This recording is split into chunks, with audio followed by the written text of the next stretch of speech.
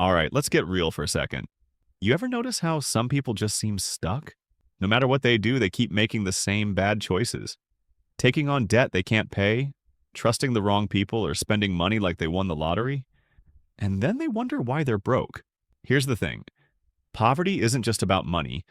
It's about bad decisions, lack of knowledge, and a system that thrives on both. You've probably heard people say the rich get richer and the poor get poorer. But have you ever wondered why? A lot of folks think poverty is just bad luck, or that rich people are just born into money. That's only part of the story.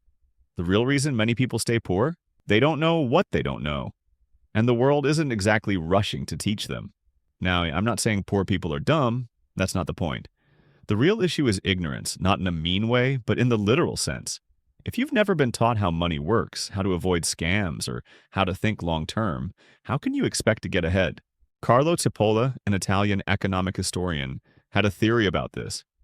He believed that the biggest threat to society isn't criminals, politicians, or the super rich. It's stupid people who make choices that not only screw up their own lives but drag others down with them. Sounds harsh? Maybe. But if you look at the world today, payday loans, pyramid schemes, gambling addictions, reckless spending, it starts to make sense. So, let's break it all down. What does Cipolla's theory say about stupidity? And how does it keep people trapped in poverty? Let's get into it. All right, so let's talk about Carlo Cipolla's theory of human stupidity. Because trust me, once you understand this, you'll start seeing it everywhere. Cipolla broke people into 4 categories based on how their actions affect themselves and others. Here's the lineup. Intelligent people. They make choices that help themselves and society. Think of someone who builds a successful business, creates jobs, or invents something useful. Their success benefits others. Helpless people. These are the folks who help others at their own expense. They get taken advantage of, always bailing people out, always getting the short end of the stick.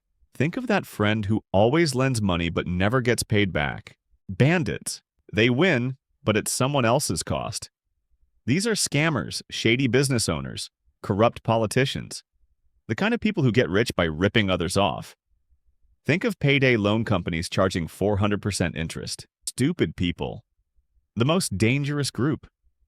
They make decisions that harm both themselves and others. These are people who fall for obvious scams, rack up debt on useless purchases, or ruin opportunities because they refuse to learn. Now, here's why this matters. The world is full of stupid people, and they don't even know they're stupid. That's what makes them dangerous. Unlike bandits, who at least know they're ripping you off, stupid people act randomly and unpredictably, causing damage they don't even realize. Look at financial decisions. People taking out payday loans with 1,000% interest, joining pyramid schemes, gambling their rent money, or trusting obvious frauds. These choices don't just hurt them. They hurt their families, communities, and even taxpayers who end up covering their mistakes. And here's the worst part. Stupidity isn't linked to income, education, or intelligence. A rich person can be financially stupid, just like a poor person. But when you're already struggling, stupid decisions hit harder.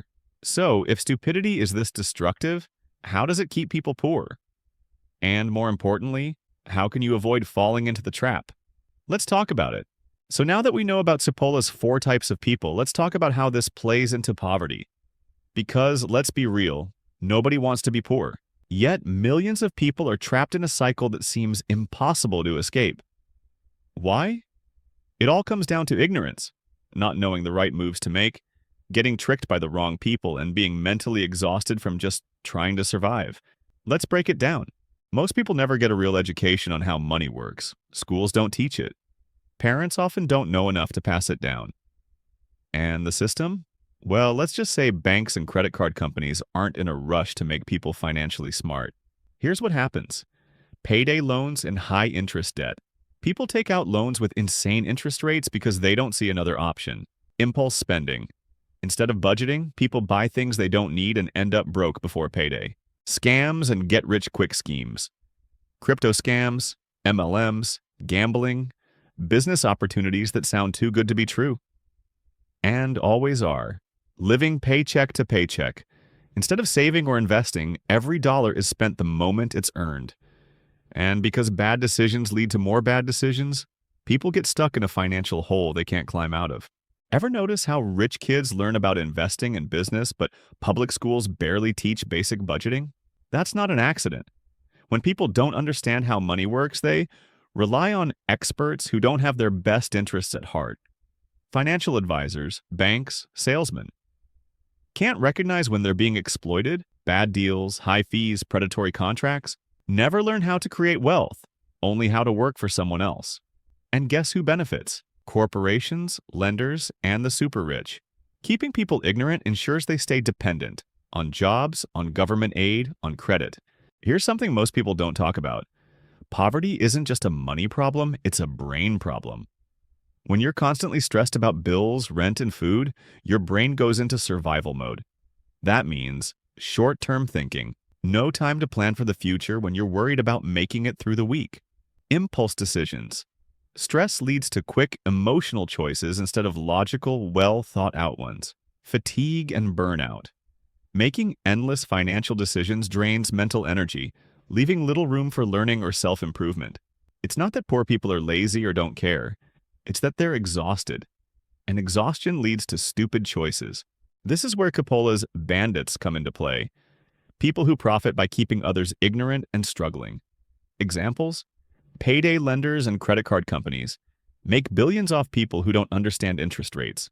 Predatory landlords charge insane rents because tenants don't have the money to move. Gambling and lottery businesses market heavily to the poor, selling false hope instead of real solutions. Big corporations and media keep people distracted with entertainment instead of teaching them how to build wealth. It's a rigged game. The less you know, the easier you are to control. All right, now here's the big question. Is poverty the result of ignorance, or does poverty make people ignorant? It's a chicken or egg situation, and the answer isn't as simple as some people think. Let's look at both sides. Argument 1, ignorance causes poverty. Some say that bad decisions create poverty, and honestly, they've got a point. Think about it. If you don't understand money, you'll mismanage it. If you don't know how to spot scams, you'll fall for them. If you don't plan for the future, you'll always struggle. Here's how ignorance leads to financial failure. Not knowing how to budget leads to overspending and debt. Not understanding interest rates leads to getting trapped in loans. Not investing or saving early leads to being broke later in life. Falling for financial scams leads to losing everything overnight. Not questioning the system leads to being exploited without realizing it. Basically, if you don't know how to play the game, you'll always lose. And it's not just about money. Ignorance also affects health, relationships, and career choices, which all impact financial stability. Example: ever met someone who refuses to learn a new skill or switch careers because they're comfortable? Then a few years later, they're complaining that they're underpaid or struggling? That's ignorance at work. Some people choose not to learn, and that decision keeps them poor. Argument 2, poverty causes ignorance. Now let's flip the argument. What if people aren't ignorant by choice, but because poverty makes it nearly impossible to learn? Here's what poverty does to the brain. Stress overloads mental capacity. When you're constantly worried about bills, you don't have the energy to think long-term. Lack of access to education. If schools are underfunded and parents aren't financially literate, where will people learn? Desperation forces bad decisions. When you're broke, you're more likely to take risky loans or fall for scams because you need fast cash. Limited time for self-improvement. Working multiple jobs leaves little room for learning about investing, budgeting, or career growth. Think about someone working 2 low-paying jobs just to survive. Do they have the time, energy, or resources to take a course on personal finance? Probably not. And guess who benefits from that? The bandits. Governments, corporations, and lenders profit from keeping people uneducated and dependent. They need a working-class population that doesn't know how to negotiate higher pay, relies on debt to survive, buys things they don't need.